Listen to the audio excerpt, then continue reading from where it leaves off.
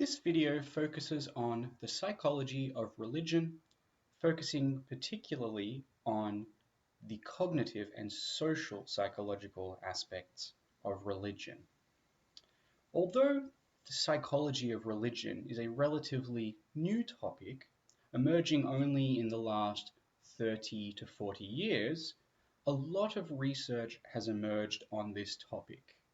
In this video, we will cover some of that research, recognizing that we cannot cover all of it and that there are many topics that have been overlooked.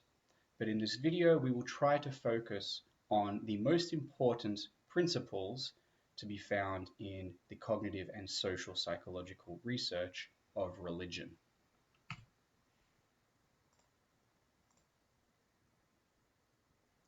To begin with, we will discuss the scientific perspective on religion and how science can help reveal insights about religion.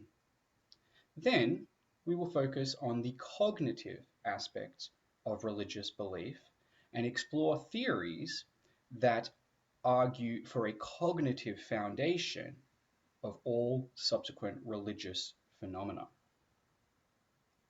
Then we will look at the social origins of religious belief. What is it about human society and human social living that made religion a natural cultural phenomenon?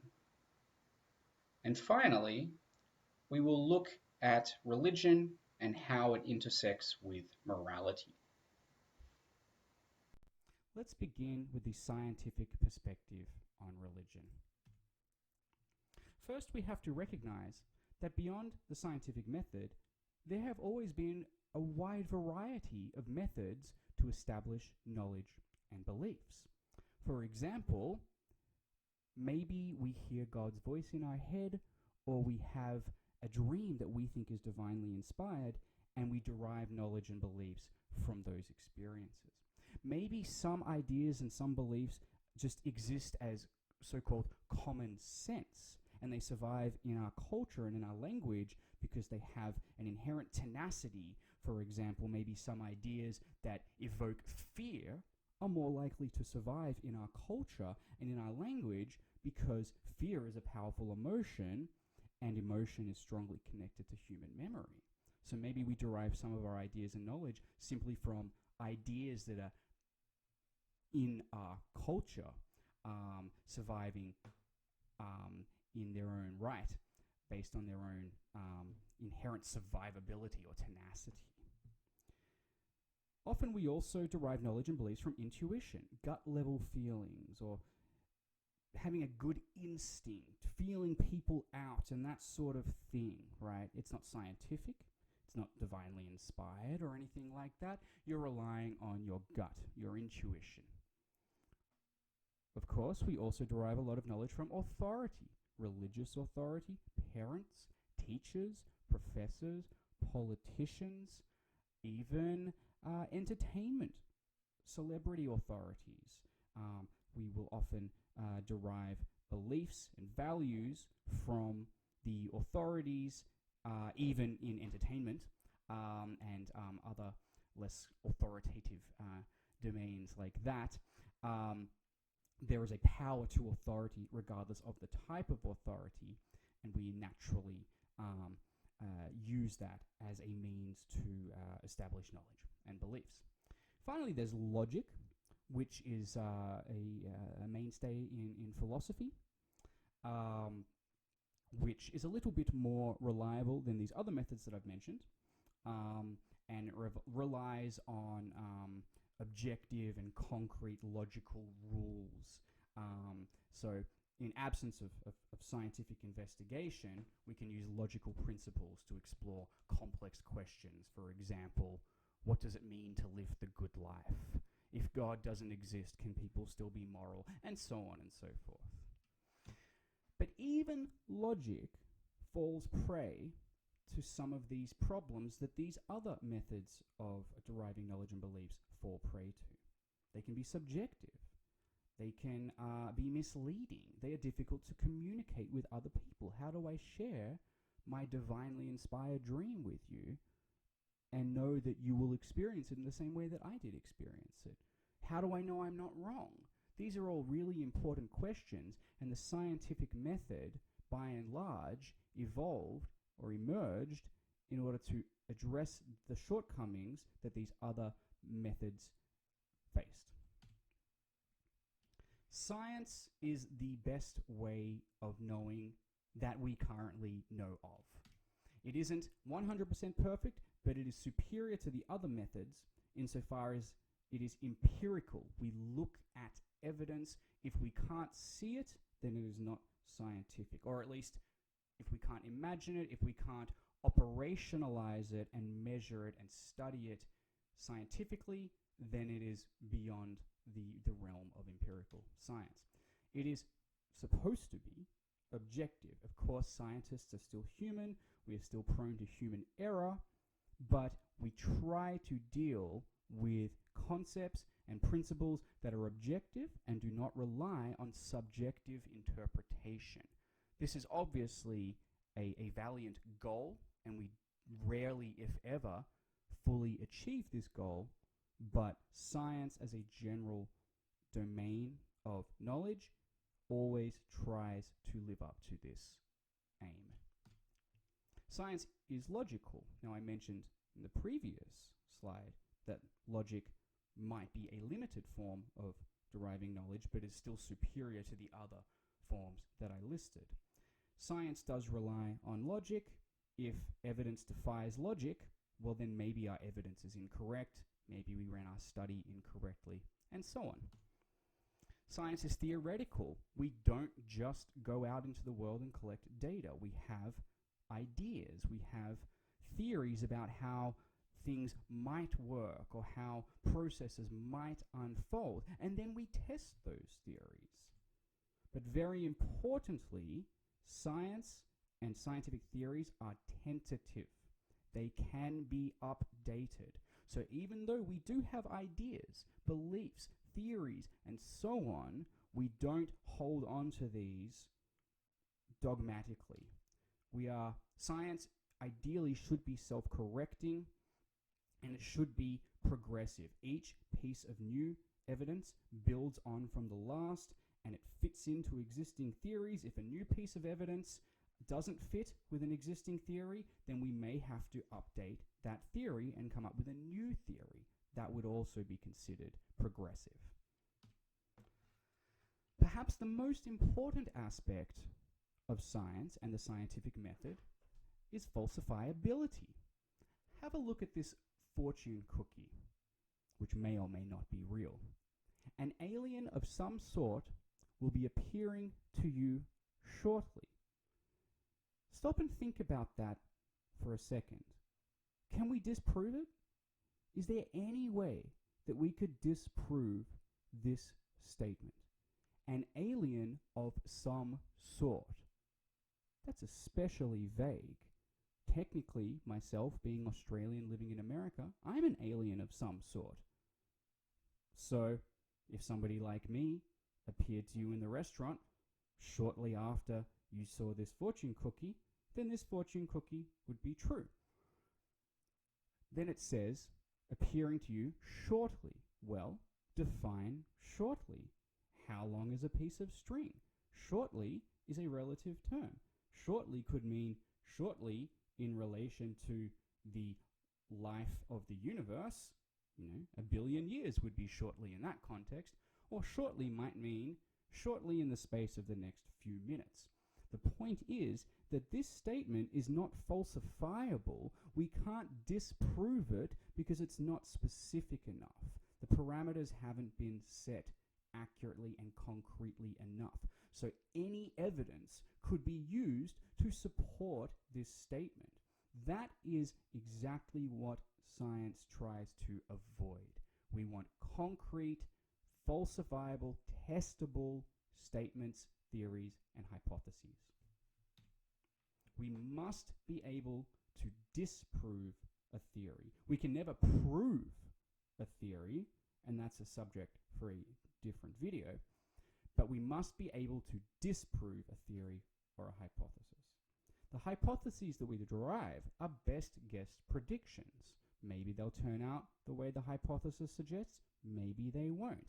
We have to be able to find evidence against the hypothesis. If we cannot possibly, if it is impossible to find evidence against the hypothesis, then that hypothesis is not a scientific hypothesis, period. We also have to be able to replicate research. So if a piece of research is totally non-replicable, then it arguably might not actually be scientific research, although there are, of course, exceptions to that. So, when religions propose the theory that God is real, or that karma exists and the actions you commit in this life will affect your conditions in the next life, these are ideas, these are theories. The problem is, from the scientific perspective, it is impossible to disprove these claims.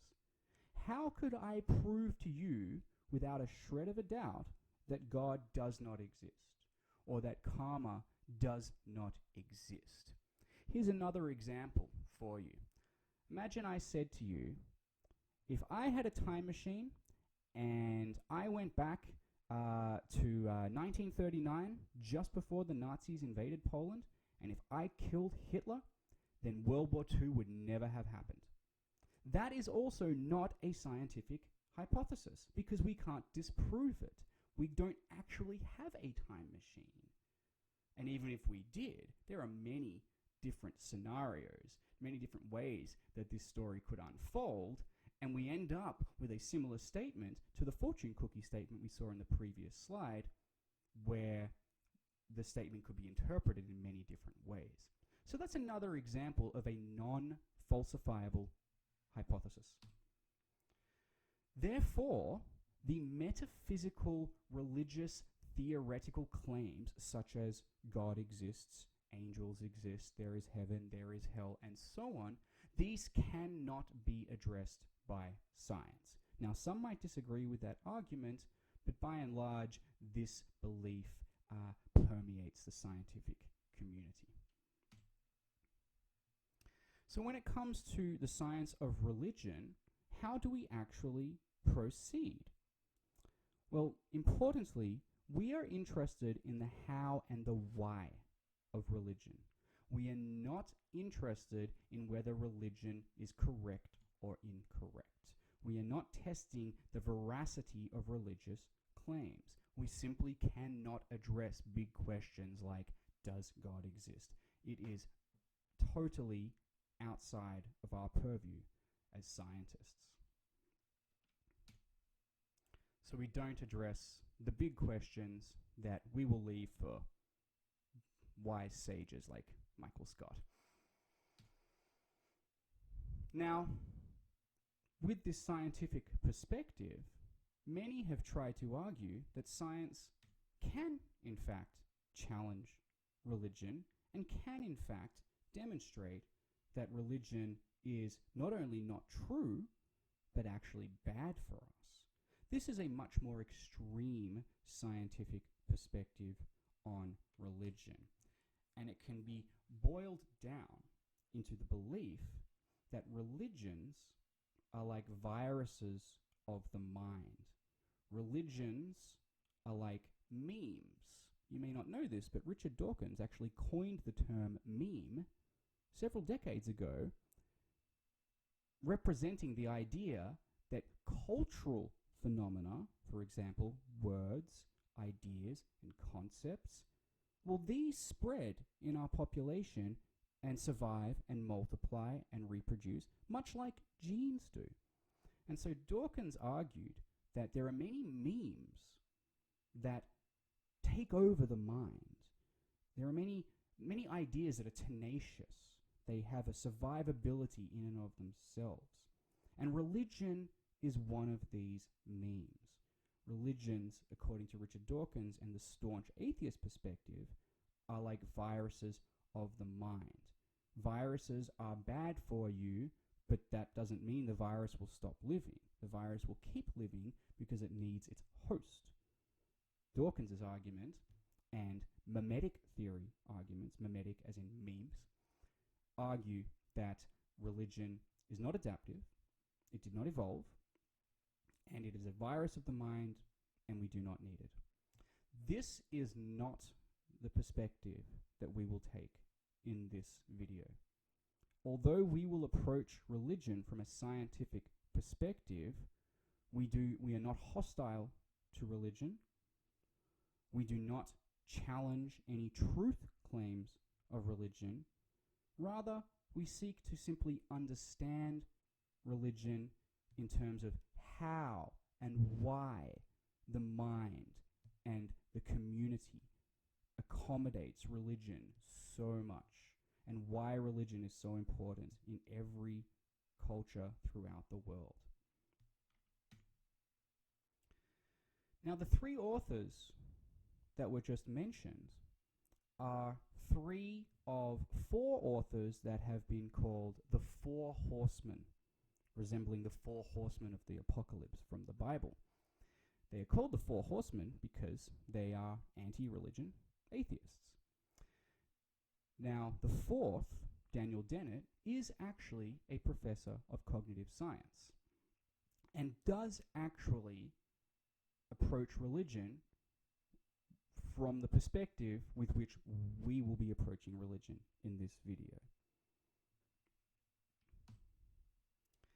Dennett emphasizes that religion is a natural phenomenon, and he does so in a very different way to Richard Dawkins. He doesn't argue that human minds get infected by religious viruses. Instead, he, and much like several other cognitive psychologists and anthropologists, argue that religion naturally emerges as a product of the human mind. It is not simply a cultural phenomenon, it is also a psychological phenomenon. This is what we are going to be focusing on in this video. Religion is natural. It is not merely a cultural creation or artifact. It exists all over the world in every culture known to humankind, and it emerges naturally. This begs the question, why does religion exist? Now, as I've already stated, we cannot take the theological approach to answer this question. We cannot refer to divine mandate, divine command, or anything metaphysical or spiritual. That is beyond the purview of science. But we can use scientific methods to address this question in different ways. So let's take a look at what science can reveal about religion. Here, we will focus on cognitive phenomena, the information processing elements of the mind. First, we have to recognize that religious beliefs entail several non-verifiable tenets and risky behaviors. These are not necessary for the individual's or for the community's survival, and they may even be costly. Let's have a look at some examples. Self-flagellation and self-harm. This is during the Filipino Easter festival. The Philippines is a devoutly Christian nation, and we see several examples. Here is another one of people self-harming to signal their commitment to their religion. What about fasting? People who go days or long periods without eating or without eating certain types of food. This seems very non-adaptive from a historical perspective. Given our understanding of evolution and evolutionary psychology, it would seem that any practice or belief or cultural institution that encourages you to self-harm and to not eat, it would seem like these practices and beliefs wouldn't survive very long because they are counterproductive. They don't help you eat and survive. So, how did these practices actually survive? Here are some other examples. We see very strict rules of conduct and of eating and of food preparation and religious prayer and various other rules regulating human life in Orthodox Hasidic Jewish communities, or in devout Islamic communities, for example, where you may be expected to pray 5 times a day. And we see extreme asceticism, self-restraint, in other words, from Buddhist monks and Taoist monks all over the world, and monks of various other religions as well. In this picture, although it's a little bit grainy, we see children, very young children, who are already sacrificing pleasure, joy, the food that they want to eat. These are begging bowls that they are holding. They have to go and beg for food. So, how is it possible to encourage children to such monk-like devotion to a religion that they surely have very superficial understanding of at their young age? Clearly, religion is extremely powerful in shaping human behavior and establishing rules. It is important to remember that for the vast majority of human history, we lived in the wilderness. We didn't live in the comforts of modern society. We lived in very small communities where there were threats everywhere. There were threats in the grass. There were threats from the trees. There were threats from the sky because they didn't really understand weather before the scientific era. There were threats everywhere, and there were also threats from neighboring tribal communities. There could be a neighboring tribe just 2 miles away, well within reaching distance for waging a war. So people had to be constantly on guard. And even though this image is relatively recent in human history, we could go back even further and look at hunter-gatherer societies, and then even further look at primates that preceded the human species and see how they lived.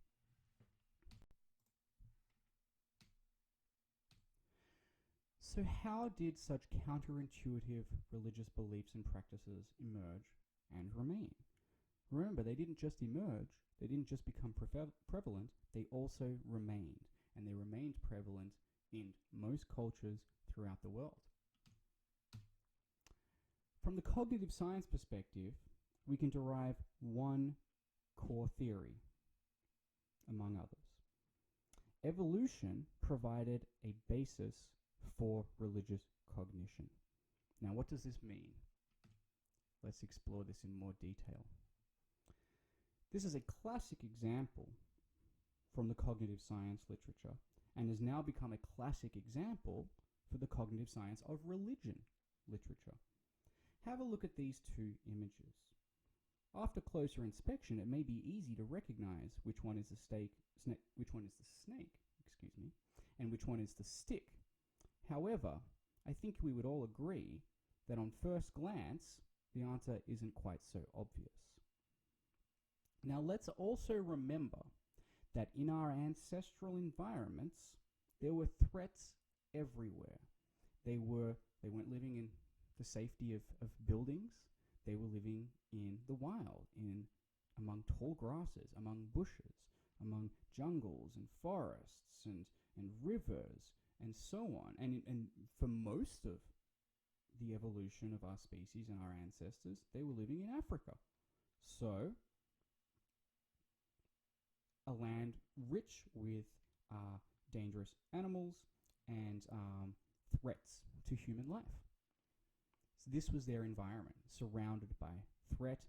And in the case of snakes, spiders, insects, and other creepy crawlies, not to mention diseases and beliefs about curses and witchcraft and so on, These threats are by and large invisible. You don't know where they are. They could be anywhere. We hear today that you're never more than 1 foot away from a spider or something like that, which is kind of used jokingly to scare children. However, that statement has probably been true for the vast majority of human history. We are constantly, or throughout, for most of human history, we were constantly surrounded by these types of invisible threats.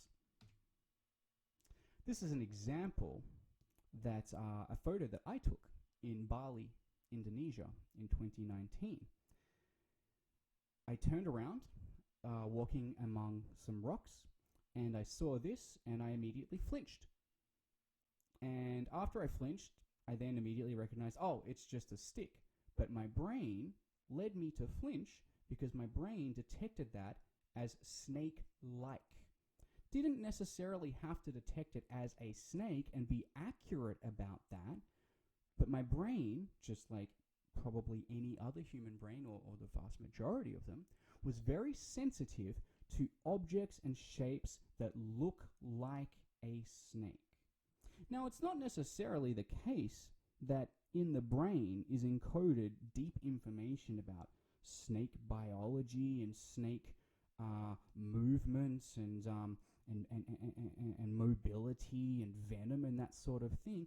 No, it's much more likely that the brain is just simply sensitive to shapes that look like what we call snakes.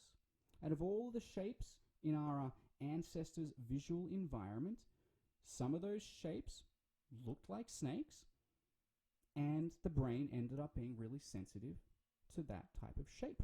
Now, why is that? Well, we have what's called the hyperactive agency detection device. This is a theory that is about 15 or 20 years old, emerging from the cognitive anthropology literature. This is extremely adaptive. What it means is that we are hypersensitive to detecting agency. So in addition to the brain being really sensitive to snake-shaped objects, we are also extremely sensitive to thinking that there might be life in apparently inanimate objects. And if there is life, then that might have agency. And if it has agency, then it could hurt us. And we need to be on guard. You can see, hopefully, how over-perceiving agency, thinking a stick is a snake and not just a stick, or thinking that the volcano god might be angry at us, so we better, tread carefully around the volcano. Things like this, we can see how they might be adaptive.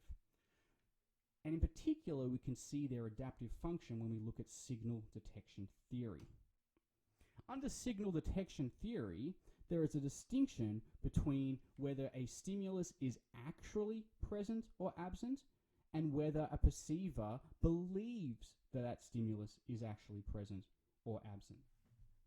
So, perhaps in our ancestors' environment, one day, a particular hunter-gatherer came across a stick. Now, that stick was not a snake. Therefore, the stimulus of snake was absent in this case. However, this hunter-gatherer perceived it to be a snake, got scared, and ran away. That seems counterproductive, doesn't it? He was trying to accomplish something, and then his irrational fear got in the way and impeded his ability to accomplish what he wanted to accomplish. It seems counterproductive. However, remember this, he survived that experience. And that experience is going to happen over and over and over and over again, and eventually he will encounter a snake. Now, who do you think is more likely to survive that actual snake encounter? When there actually is a snake present, when the stimulus is present, who is more likely to survive? The person who says, oh yes, it's always a snake. They always react. Yes, a snake is present even when it's not actually a snake. will that person survive more likely? Or will the person who usually says, no, it's not a snake, we shouldn't worry so much, it's usually just a stick, don't worry so much, is that person more likely to survive? Through logic, we can see that the person who is hypersensitive to detecting agency and detecting, in this case, snake-like objects is much more likely to survive, even if he is irrational, even if he is incorrect. He only needs to be correct 1 in 1,000 times for his survival likelihood to be better than the other guys. So, according to cognitive psychologists, this results in an over-perception of agency. And it leads to other related phenomena. For example, why we are so prone to seeing faces in clouds, or faces among dots, or intention and agency behind the weather, and so on and so forth. We see these kind of paganistic forms of religion throughout the world and throughout human history. For example, anthropomorphizing, the volcano god, or believing that somebody caused a weather pattern to happen. It wasn't just a natural worldly phenomenon. These types of beliefs and cognitive biases exist the world over. And the cognitive science perspective says that such beliefs emerged as a byproduct of something more fundamental and more important, which was agency detection. Making sure that if something might be alive, we're ready for it.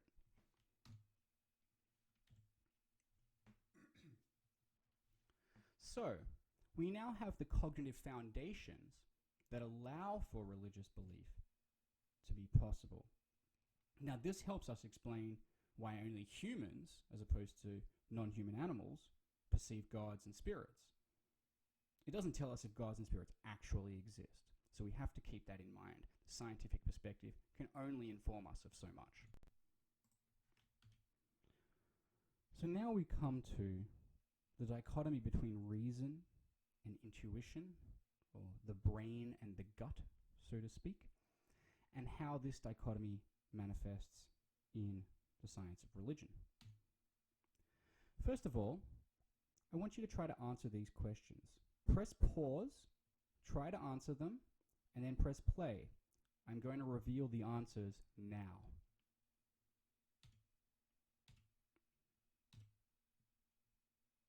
So I'm not going to explain to you why one answer is intuitive and why another answer is correct.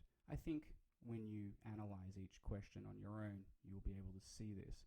But the point is, this provides us a really neat methodological tool to see who is more likely to rely on intuition and who is more likely to engage in higher reasoning processes. And we can then distinguish those people and separate them off, and then analyze data and look at other questions they've answered in various ways. So when researchers Will Gervais and Ara Norenzayan, at the time working at the University of British Columbia in Canada, when they gave participants these questions and then measured how many of these questions participants got correct, they found that with looking at various measures of religious belief negatively correlated with analytic thinking. In other words, it negatively correlated with the number of correct answers that participants got. This suggests that the more religious one is, the less likely they are to suppress intuition and instinct and gut level responding. So the tendency to analytically override intuitions in reasoning correlates with religious disbelief.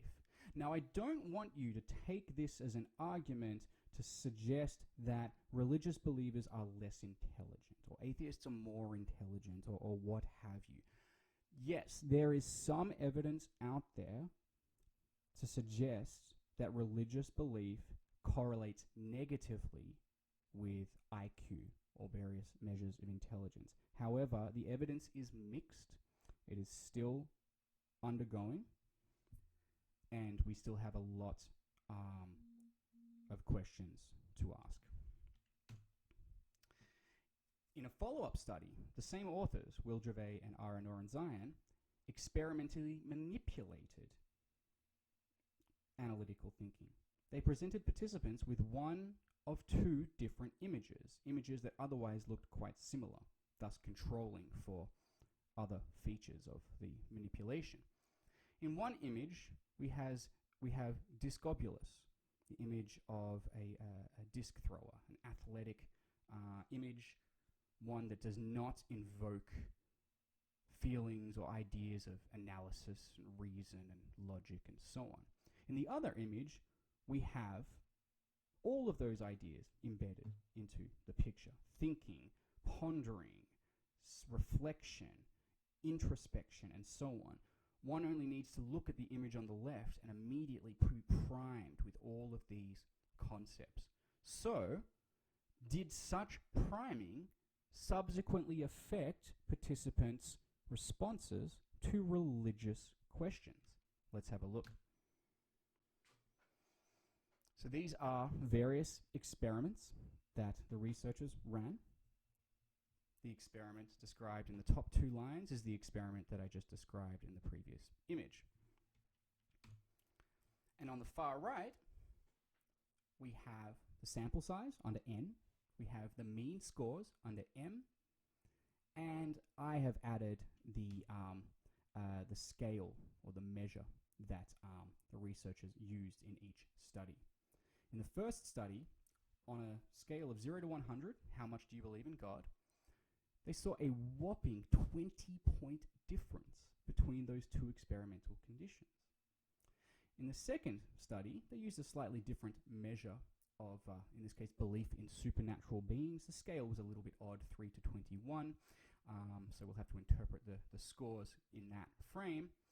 But as you can see, some participants were presented with neutral words, and other participants were presented with words that prompted an analytical mindset. And as you can see, those in the analytic condition, think, reason, analyze, ponder, rational, and so on, they scored lower on belief in God.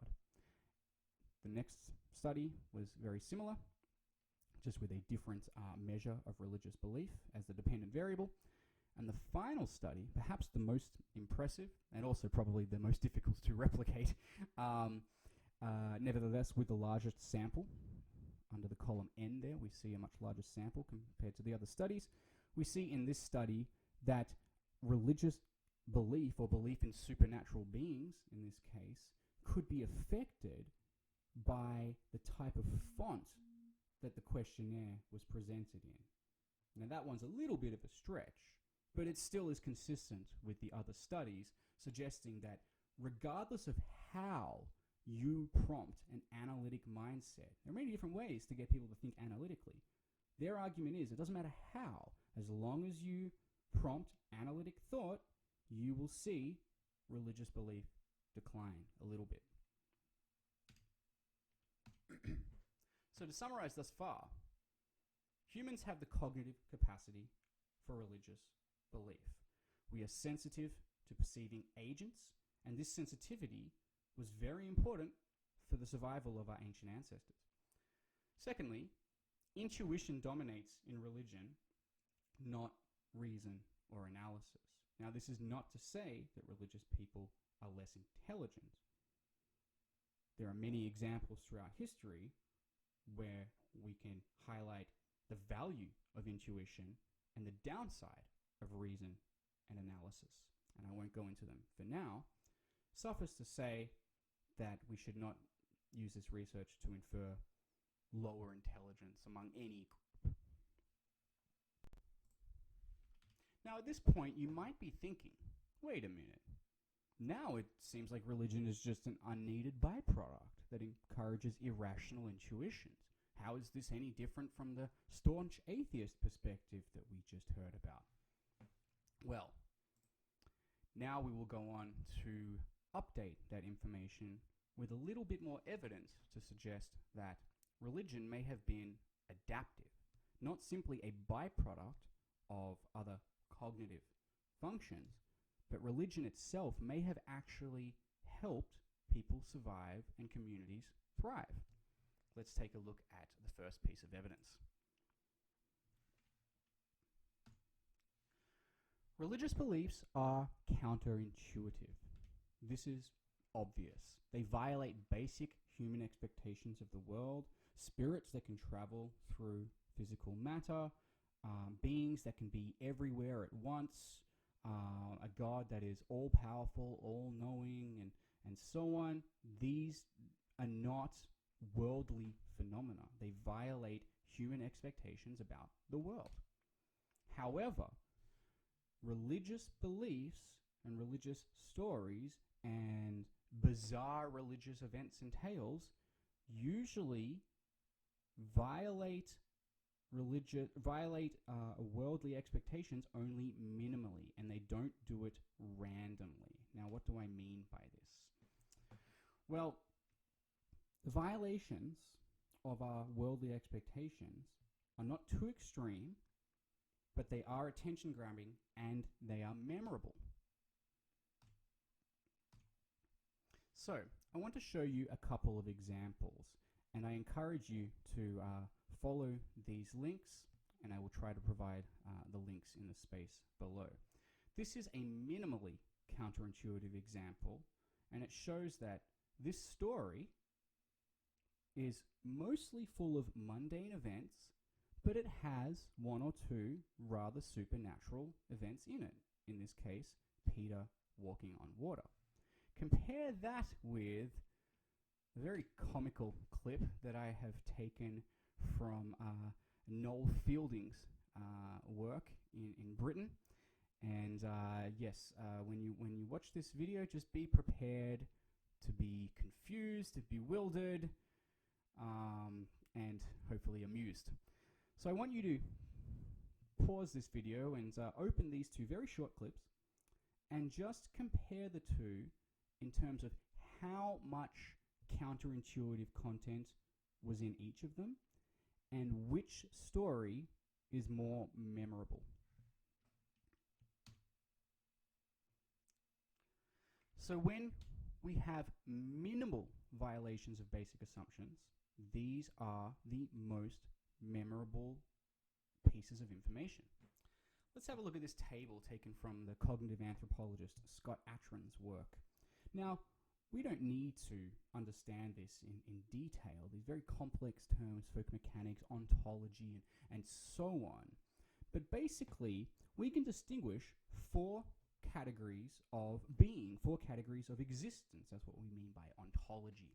On the left, we have person, animal, plant, and substance. Instead of substance, we can say artifact, or just thing, like a rock. Something is inanimate and is non-biological in the sense that it doesn't have life. A rock, a stone, a table, and so on, right? And then we can see that these categories vary in the properties that we typically associate with them. Humans can be inert, they can stay still. They're also vegetative. They're also animate. They also have psychophysical needs like hunger and thirst, and they also have knowledge and beliefs and so on. Then you can see you go down one category at a time, and one conceptual domain drops off. Eventually we get substances, or artifacts, or things, which only have inert properties. They're not vegetative, they're not biological, they're not animate, they can't move, they can't think, they can't direct behavior, and so on. And so we can use this set of concepts, these distinctions, we can use these to understand systematically different levels of violating assumptions, different levels of counterintuitiveness. Let's look at some examples. And again, these are really just examples simply to get us thinking about religious tales and how minimal violation, some violation is necessary, but it has to be minimal. Minimal violation of basic assumptions is best for human memory. Let's have a look at some examples. Plant plus folk psychology, Moses' burning bush. Only one deviation from assumptions, right? All we've done is on the substance row, we've simply added folk psychological elements. We haven't added anything else. So it's only one step of deviation from our assumptions.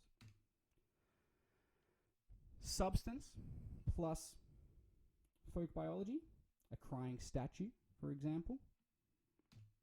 Person minus folk mechanics would be a person in a coma.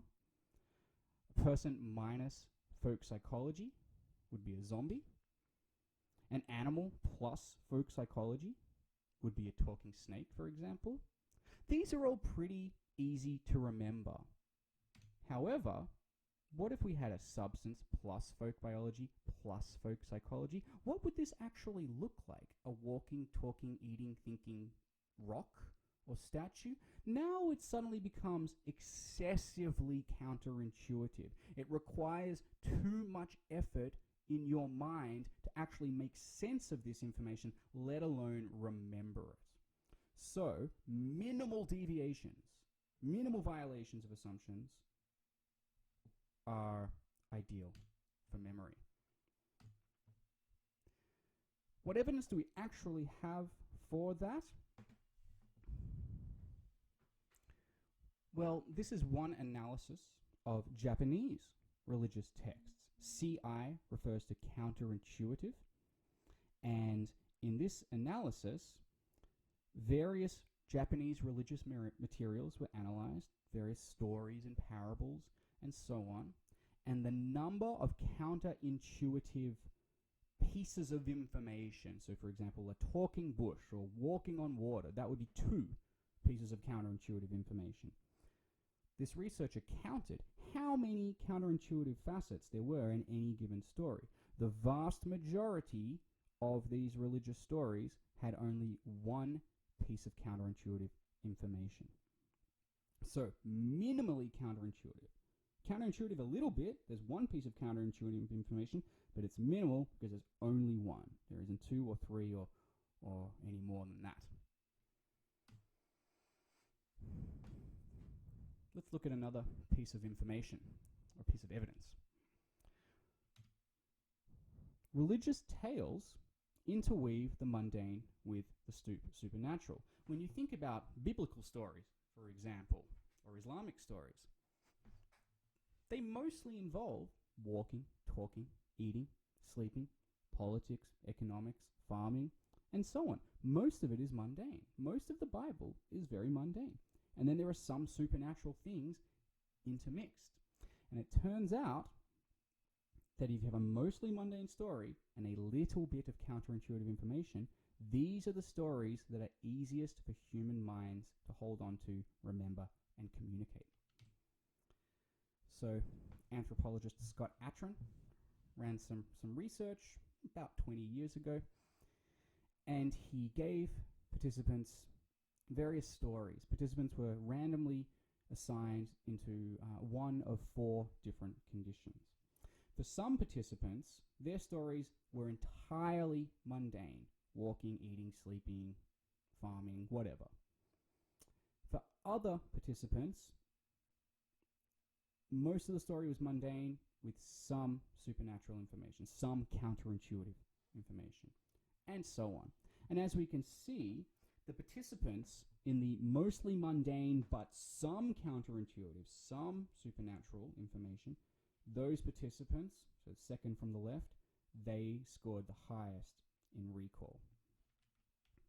So it seems that memory works best when stories depart from reality just slightly, but not too much. And it turns out that religious tales typically follow this structure.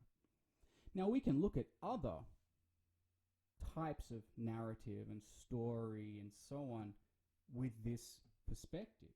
Think about, for example, Harry Potter. Lord of the Rings. Star Wars is perhaps the best example. Star Wars is mostly mundane. Most of it, at least the originals, is a story about Luke, and he's facing human struggles, and he's building relationships, and he's fighting an evil empire and so on. Oh, and there happens to be this thing called the Force and midi-chlorians and lightsabers and stuff. But there isn't all that much of that. Most of it is pretty mundane, pretty intelligible and accessible, and then there's a little bit of fantasy thrown in. Well, maybe that's one of the reasons, one of many reasons for Star Wars' success, of course, but maybe that's one of them. Now, maybe not, on the other hand, because then you look at something like Harry Potter. Now, as I said Harry Potter just now, I suddenly realized, wait, Harry Potter's actually got a lot of counterintuitive information. So I think part of the success, maybe, of the Harry Potter series was that J.K. Rowling very effectively navigated that thin line between just enough counterintuitive information and too much counterintuitive information. And she did it very craftily and very successfully, of course. So, you might be thinking, again, wait a minute, it still seems like religion is bad. I mean, just because we can easily remember religious stories doesn't mean those stories are good, doesn't mean they help us. It just means we naturally are better at remembering stories that come from religion. I thought the scientific perspective was supposed to be neutral. It sounds like religion is bad. Surely science can discover some good things about religion. Well, that is exactly where we're going now. Now we will focus on the social origins of religious belief. In this section, although cognitive psychological themes will still be relevant, social psychological themes will be more relevant. First, we have to recognize two major paradoxes when we consider the prevalence of religion. First of all, religion is prevalent. It's everywhere. Religion exists in every known corner of the world where humans exist. In every culture ever known to humankind, we have found evidence of religion. Now, religions vary, they differ a lot, but religion exists everywhere. This is a paradox meaning it's very difficult to explain based on our existing knowledge and theories. This is a paradox because, as we've discussed, religion seems so costly to both individuals and communities. Now, we've covered somewhat the cognitive reasons or theories as to why religion is everywhere. But maybe there are some social psychological explanations as well. The second paradox, now this might not seem like a paradox at first, but it will shortly. We have very large societies of mostly non-kin. Look at modern America, modern Australia, modern anywhere, really. People live in communities of hundreds and thousands, and in some cases millions even. We have very large societies, and we don't know most of the people with whom we call co-members of these societies.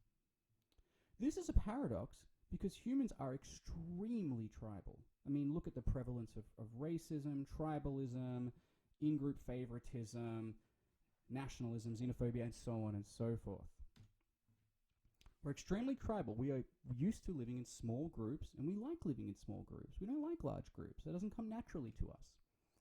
Intergroup violence is very typical in our species' history.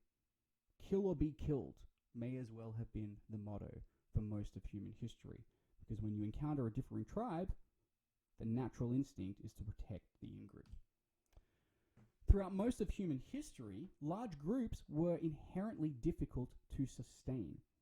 So, Dunbar coined the term Dunbar's number to refer to the fact that, or the observation he made, that most hunter-gatherer societies can't go beyond around 150 before they start to fall apart. It's very difficult to remember names and faces and interactions and personalities and reputations. It's very difficult to remember these things when society gets too large. So it makes sense that before the advent of modern law, commerce, technology and infrastructure and so on, it makes sense that for the vast majority of human history, we lived in groups that were relatively small. So we have these two paradoxes. We live in very large groups and religion is everywhere. We have to remember that, again, for most of human history, this somewhat resembles the conditions in which we were living. Very small groups, living obviously rurally and facing a lot of threats. Now, it turns out, potentially at least, the paradox 1 helps explain paradox 2. Maybe religion was necessary. Maybe we got to such large societies because religion helped us get there. Maybe religion helped us get there because it helped us with cooperation. First of all, let's look at this idea. Maybe we are less likely to harm, cheat, and hurt, and wrong each other if we all believe God is always watching us. Seems like an intuitive idea, right? Let's see if we can look at some empirical research on this.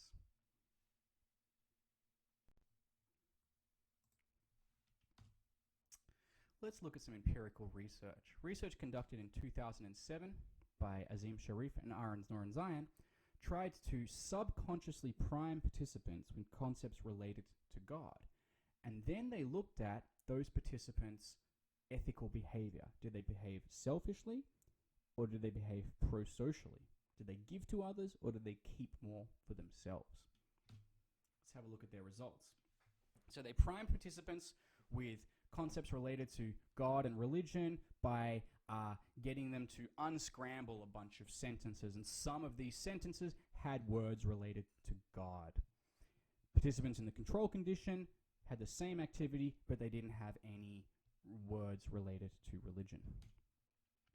So we can look at our dependent variable, the number of individuals giving each amount of money, and we can look at the amount of money that each participant offered to the next participant. So what happened was participants were given $10 and they said, okay, you can take as much as you like and whatever you leave will go to the next participant.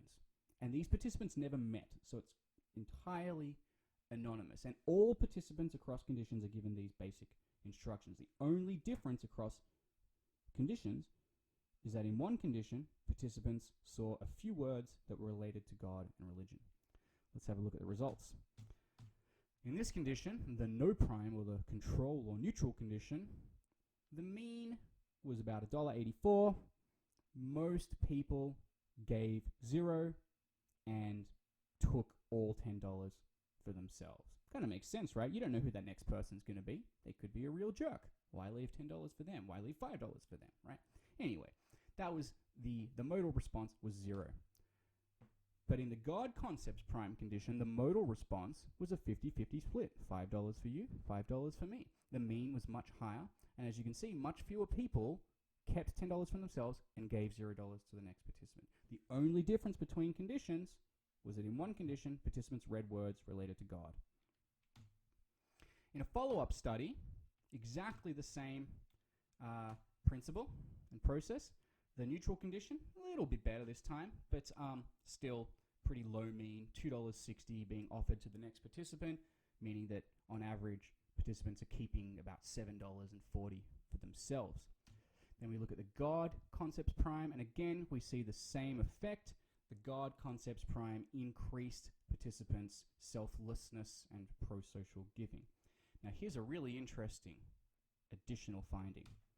They found the same thing with secular authority primes. Courts, government, police, prison, and so on and so forth. Surveillance cameras. If they prime participants with these types of concepts, they were also more likely to give more money and to behave more pro-socially. So the authors interpret this to suggest that part of the power of religion in helping people to be less selfish is that it makes them feel like they are being watched. If you're being watched, you're going to behave a lot better than if you thought you weren't being watched. So, we've covered the possibility that if we believe that God is watching us, then we're less likely to wrong each other. An additional idea emerges when we try to rectify these two paradoxes. Religion promotes prosociality, and it is transcendental.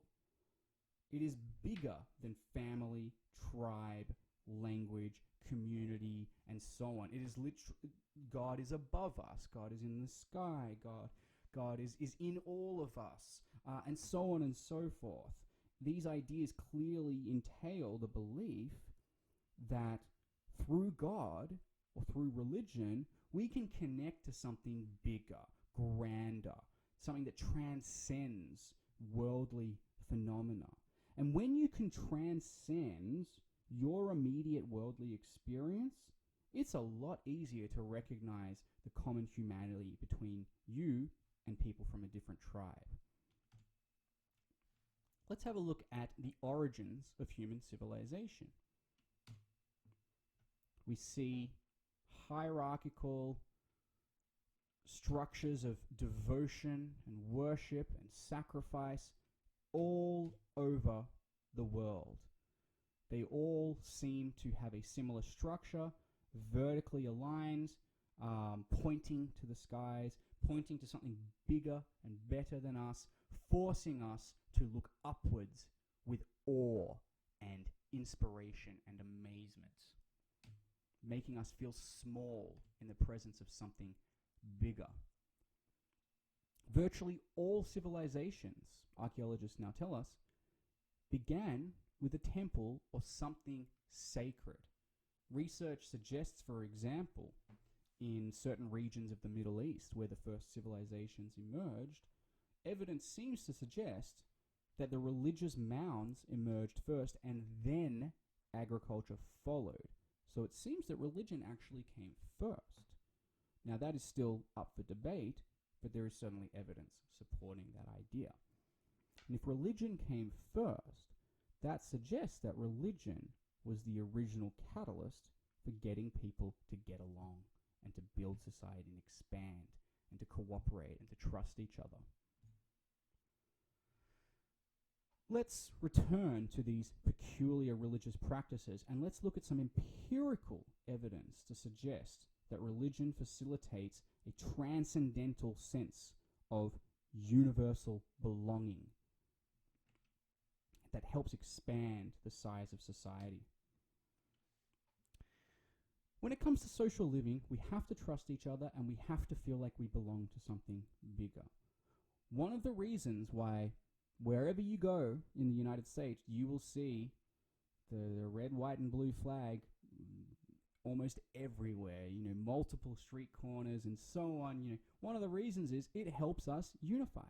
It helps us remember, hey, we're all part of the same collective fabric, the same society and culture, even though you've got Florida on one end and Alaska on the other. It's so diverse and different. We've still got this piece of cloth, this standard, this sigil that says that we're all in this together.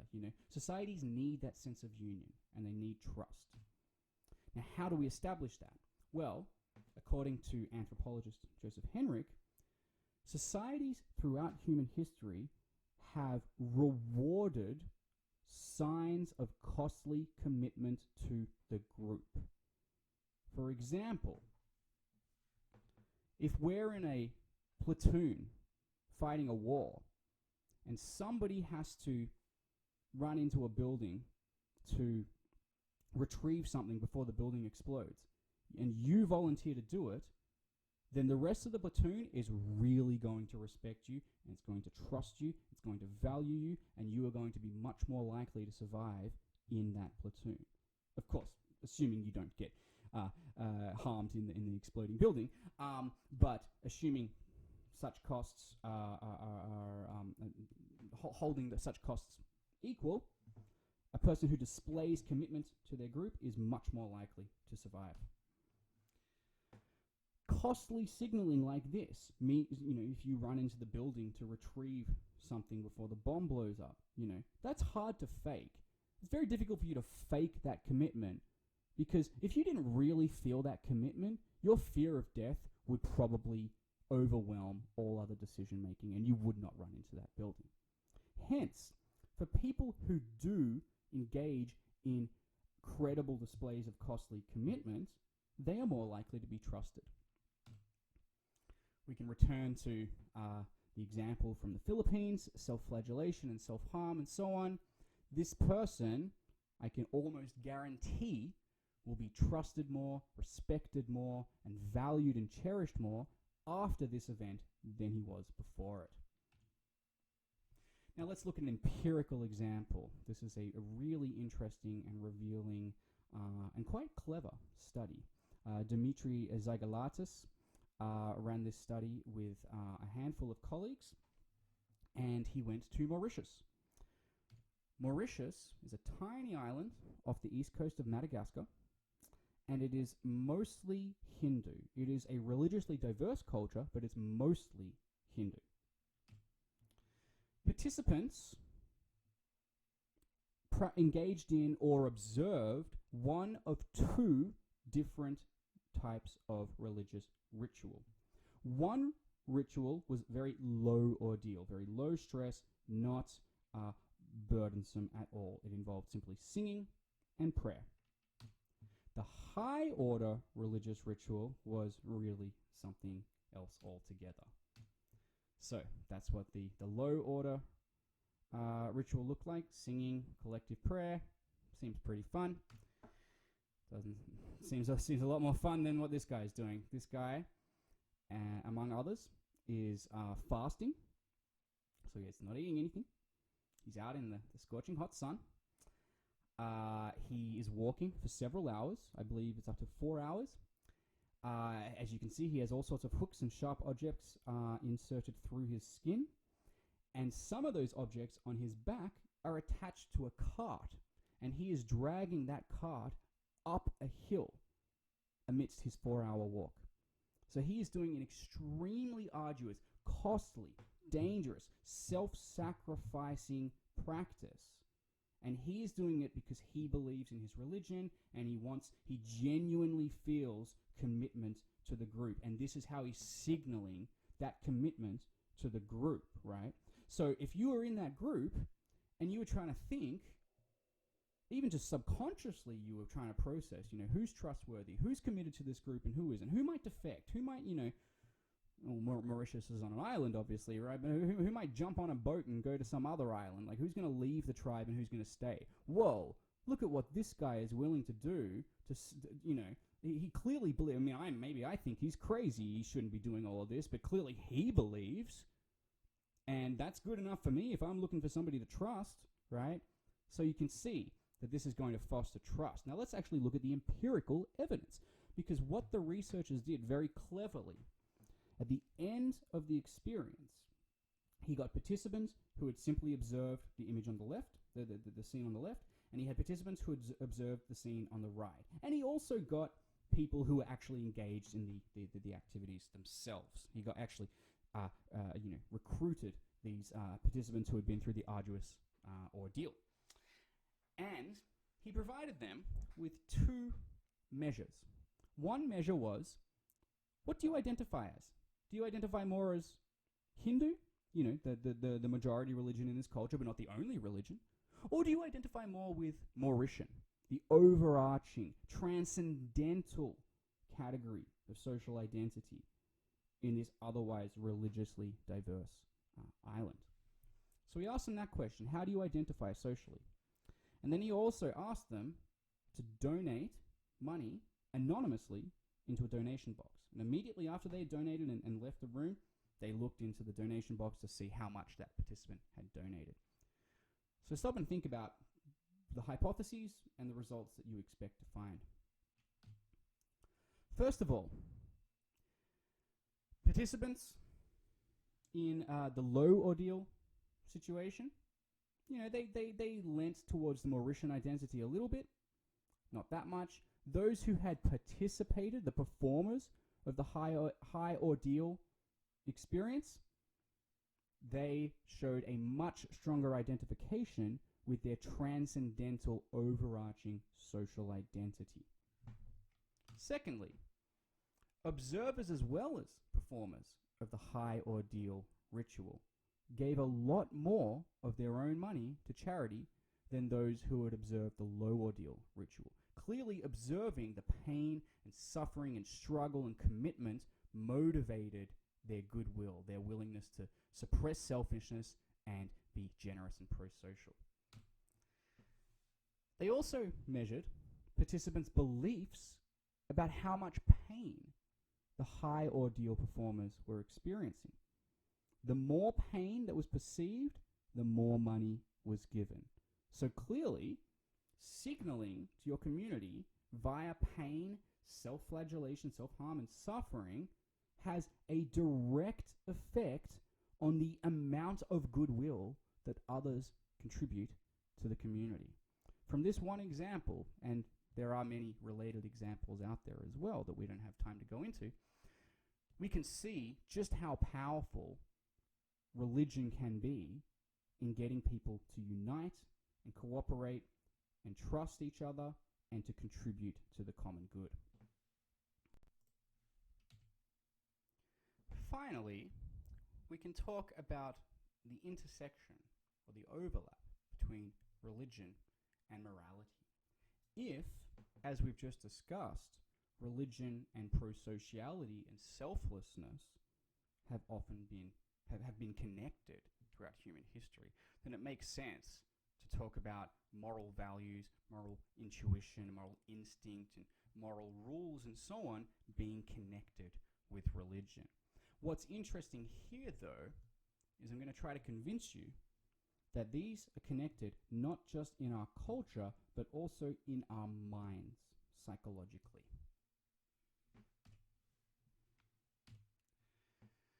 It's important to recognize that there has been a cultural connection, link between morality and religion throughout human history.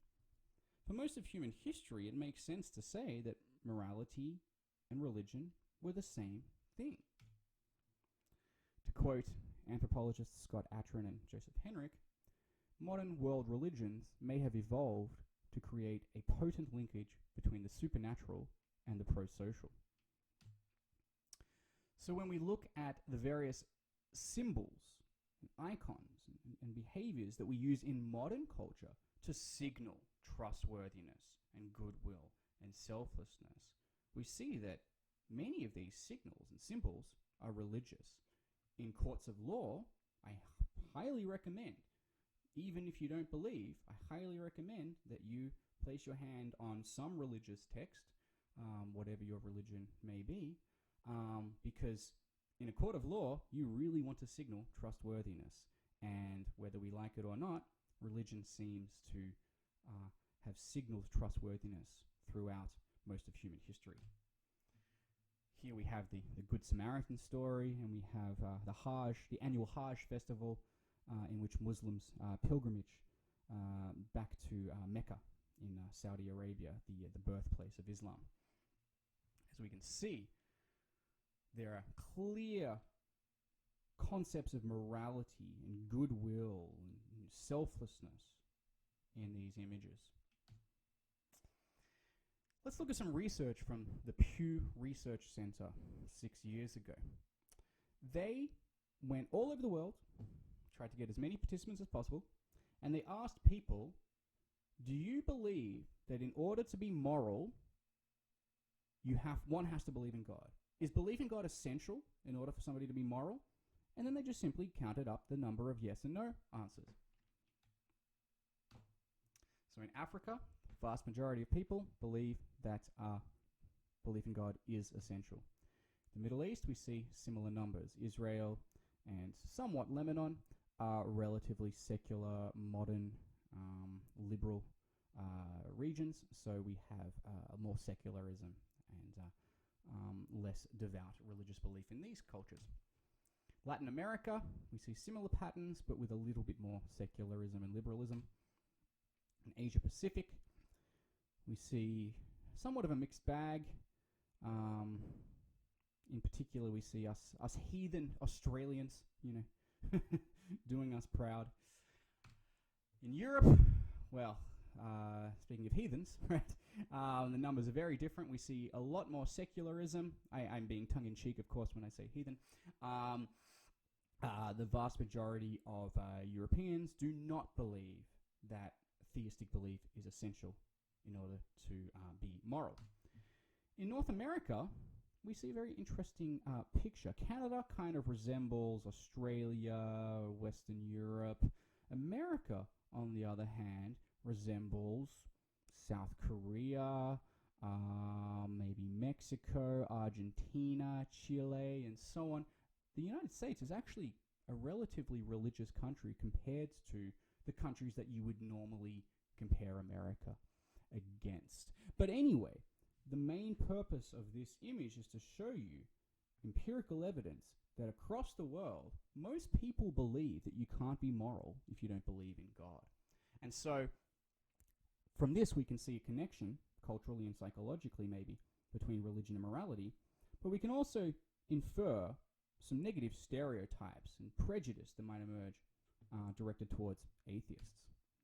So, let's look at religious iconography, right? Like religion and religious symbols are presented as the manifestation, the worldly manifestation of God's ethics and moral rule, right? To go against Christ is to go against peace and goodwill and selflessness, right? And so on. This is Le Fo Da Shan, which means basically means Buddha Big Mountain. This is in Sichuan, my favorite province of China. It is huge, as you can see by the size of the people trying to catch a glimpse.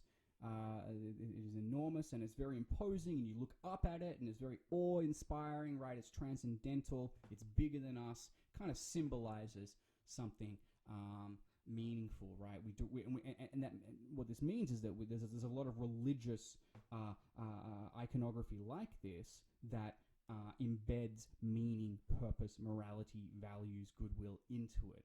And so from these examples, we can get a sense that it is from these religious standards and values and authorities, it was from these that we derive a lot of our concepts of goodwill and morality and so on. And so in stark contrast, right, we see stereotypes of the atheist. Now, in America, it's a little bit more fraught. It's a little bit more convoluted statistically and conceptually because America was on the front lines fighting the Cold War against the Soviet Union and totalitarian communism and anti-liberal communism. And the communists were atheists. Communism and Marxism, 99 times out of 100 do not tolerate religion. Marx argued, famously that religion is the opiate of the masses. It's the drug of the masses, right? So communist regimes are usually very anti-religion. Indeed, in contemporary China, which is still a communist regime, technically, it's the Chinese Communist Party, the CCP, that runs everything and doesn't allow any other kind of factions to exist. Under the Chinese communist rule, China is a nominally atheist country. The Soviet Union was a nominally atheist empire where religion was heavily regulated. In China today, for example, it is very difficult to run a religious ceremony without a member of the Chinese Communist Party being there to monitor you. So communism and atheism have been associated, and in America being on the front lines fighting a Cold War, this association between atheism and godlessness and Soviet communism emerged. And so in America, anti-atheist prejudice is probably, there's probably more of an uphill battle to overcome anti-atheist prejudice. Anyway, well, that's, we can see an example of that as recently as just 33 years ago. this quote from George Bush Sr. Now, replace the word atheists with any other social group and ask yourself whether that would be tolerated. So it seems clear that there's a particular type of prejudice reserved for atheists, and somehow it seems like that prejudice is relatively acceptable, right? It's not as bad as other forms of prejudice. That may be right, that may be wrong. I'm just simply observing the ease with which some people engage in this type of prejudice compared to other types of prejudice. Another example. And finally, there are actually 7 states in America which officially ban atheists from holding public office. Now, if you're atheist, you just put your hand on the Bible and say, no, I believe in God, and then you'll be allowed to run. So it's not, it's discriminatory, but it's discrimination that you can very easily get around. But it's still, a concerning sign that this law is still on the books in some places. Kind of further just reinforcing this idea that anti-atheist prejudice really runs deep, right? It's insidious, and even when we recognize anti-atheist prejudice, a lot of us might just think, that doesn't sound very important. Do we really care? Well, of course, in some parts of the world, anti-atheist prejudice is lethal. If you go to some parts of the Middle East, for example, or Africa, if you declare yourself to be an atheist, they will stone you to death. So anti-atheist prejudice is extremely serious in some parts of the world. And even here in America and in other modern Western nations, we still see quite a lot of ostracism towards atheists. We still see some families being torn apart because the religious beliefs of the parents don't gel with the atheist beliefs of the child, and so on and so forth. So it is still an important form of prejudice to address. But the reason why I'm focusing on anti-atheist prejudice right now is because of what it can reveal to us about human psychology, in particular, human psychology of religion. It turns out, spoiler alert, that morality is central to anti-atheist prejudice. So perceived lack of morality is what drives prejudice against atheists. This falls under what we can call a socio-functional theory of prejudice. The idea is that throughout the history of our species, different types of emotions get triggered in response to different types of threat. And different social groups lead us to perceive different types of threat. I mean, that threat might not actually be there. What's important from a psychological perspective is whether we perceive the threat or not. For example, think of lepers who were ostracized, right? Remember the tales of Jesus Christ interacting with lepers and so on, right? People's prejudice against lepers emerges for a completely different reason than people's prejudice against women or children or the elderly or the disabled or an outside tribe or something like that. The point is, you can't describe all forms of prejudice with reference to the same psychological processes. Different groups trigger different types of prejudice, and atheists trigger prejudice based on distrust, moral distrust. So atheists don't fear supernatural punishment, lack a connection with this transcendental moral order we were describing. They lack a religious-based moral code. This renders them moral wild cards in the eyes of many, which renders them morally unpredictable and untrustworthy, which renders them subjects of prejudice and discrimination. So, this is a fundamental belief of most religions. God gives us orders to command. God determines morality. Therefore, if you're an atheist, it's not possible for you to be a part of the socio-moral fabric of our society. At least, so goes the perception embroiled in anti-atheist prejudice. Let's just have a quick look at this idea that there's different prejudice for different groups. So Cottrell and Neuberg ran this study back in the early 2000s. They gave participants a bunch of different groups, and these different groups were kind of threatening in different ways, right? Some groups were like lepers. They posed a perceived contamination threat. Some groups were like criminals, right? They posed a potential physical safety threat, at least in the eyes of the participants. And some groups were threatening in that they would get in the way. Or some groups were threatening in the sense that they wouldn't reciprocate anything and they're just kind of incapable, right? Well, anyway, these are stereotypes. You don't have to agree with any of this, of course, about each group. But this is how the participants were asked, their views about each group, and then they were asked, how do you feel in response to these groups? What emotions do you feel? Rate each emotion on a scale of 1 to 5. And as we can see, different types of threat typically correspond with different emotions. So see that black diagonal running through the middle, with the bold text. There you can see that for each column and for each row there is one particular effect, one particular statistical correlation that stands out as being the strongest. The subscripts, by the way, the A, B, C, and D, if in any column, if in any row, any two correlations are significantly different in size, then they will have different subscripts. So you've got 0.58. Hopefully my mouse is on the right spot. Sometimes it doesn't work. You've got 0.58 in the top row and 0.11. It says A and B. Those two are significantly different from each other. The 0.58 is significantly stronger than the 0.11. However, over here in the same row, you've got 0.03 and 0.00. They both have a C. They both share the same subscript. That means 0.03 and 0.00 are not significantly different from each other in the magnitude of their correlation. Anyway, we can see this effect such that certain emotions correspond with certain types of perceived threat, which then subsequently leads to particular types of prejudice.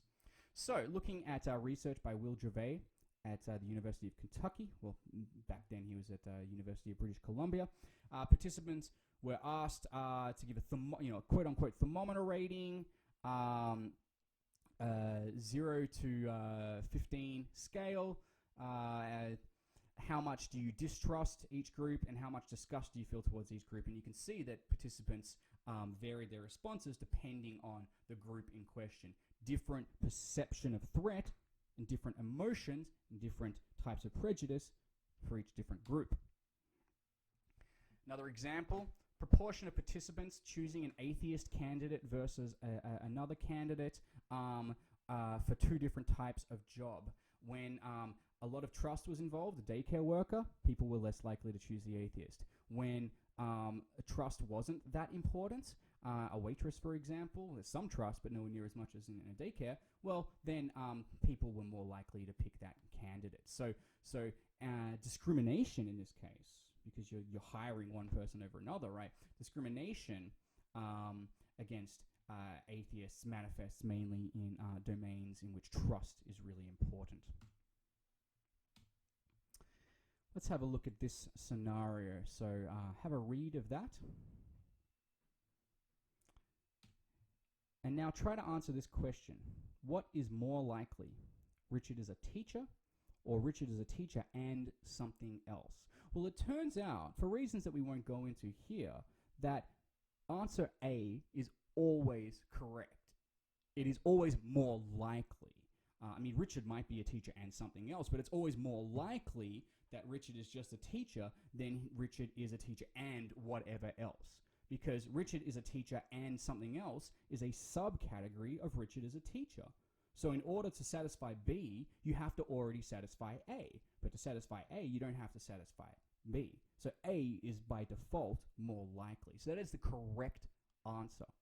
So let's see what it takes for people to choose the incorrect answer. What stereotypical information leads people to make this error?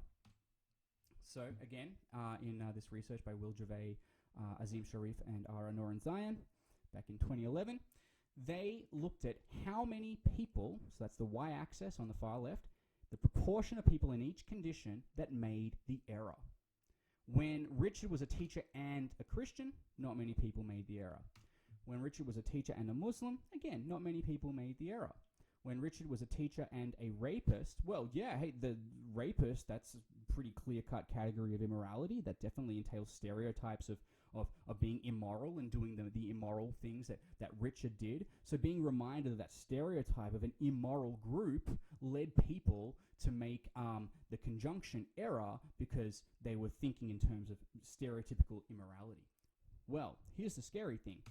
Exactly the same pattern of results when Richard was a teacher and an atheist. Almost half of participants made the conjunction error, saying that Richard was a teacher and an atheist, when really it's more likely that he was just a teacher. They didn't do that when Richard was a teacher and a Christian or a teacher and a Muslim, but they did do it, or at least roughly half of them did it, when Richard was a teacher and an atheist. So the stereotype of atheism naturally aligned with the immoral description of Richard that participants had read. And that stereotype influenced their subsequent information processing. Let's have a look at a subsequent example, again by Will Gervais at the University of Kentucky. Now he wanted to see, well, what if we use different types of moral violation?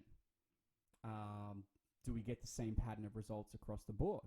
So he gave participants this scenario. I'll let you read this in your own time. And then he randomly assigned participants or subjects into one of 6 different conditions. 6 different conditions. It's quite a lot. It's a pretty thorough research approach. And it was exactly the same as the scenario I just presented to you. Now, the character in this scenario, Dax, is doing something extremely heinous, right? So you might be thinking, well, if something's really, really, really heinous and wrong, well, the atheist stereotype isn't that associated with that level of immorality, is it? Maybe, not giving to charity or like stealing from a wallet, but surely not serial killing. Well, let's see what the results show. Unfortunately, yes, still roughly 50% of participants made the mistake and said, yeah, well, he's a teacher and he seems like a serial killer. He must be an atheist as well. Still more likely statistically that he's just a teacher. So people are making the error, but they're only making the error when the secondary category is atheist and not any of these other groups. Let's have a look at another example. So serial killing is one type of moral violation. There's another type of moral violation. Disgust-related moral violations. Incest, for example. In a scenario involving incest, 50% thereabouts of participants, once again, made the mistake of saying that Richard was more likely to be a teacher and an atheist than he was to just be a teacher. And they only made this conjunction error when the second category was atheist. So ultimately, what does this mean? Why have I emphasized psychological in the heading here? Because it's not just a cultural association. It's not just an association that has been proliferated via cultural forces like media and entertainment and education and so on. This exists in human minds.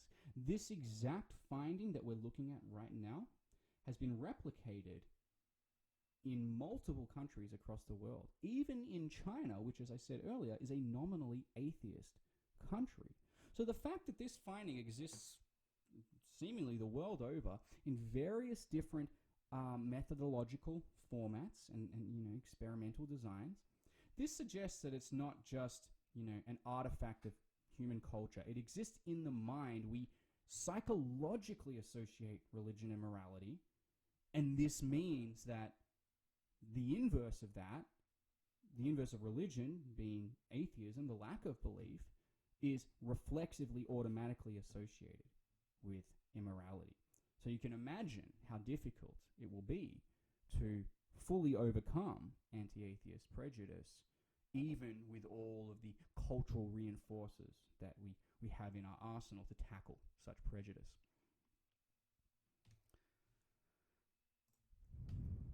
So, in closing, going way back to the beginning of this video, the science of religion cannot address the big theological questions. It cannot answer unfalsifiable questions such as, does God exist? So we don't bother with them.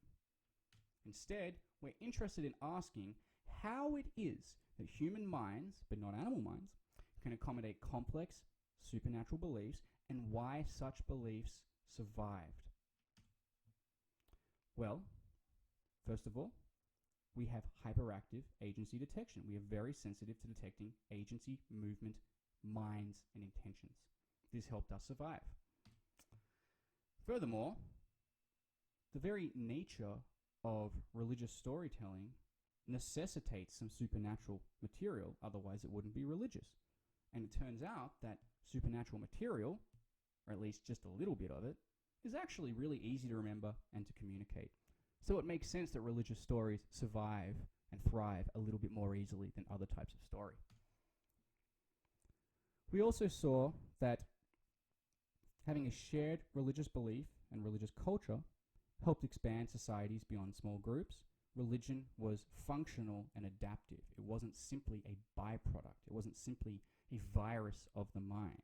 We saw evidence showing that people who sacrifice themselves for the common religious good, people who self-harm, people who signal their commitment to the religious group, not only are they themselves more trusted as a result, but general societal goodwill seems to increase.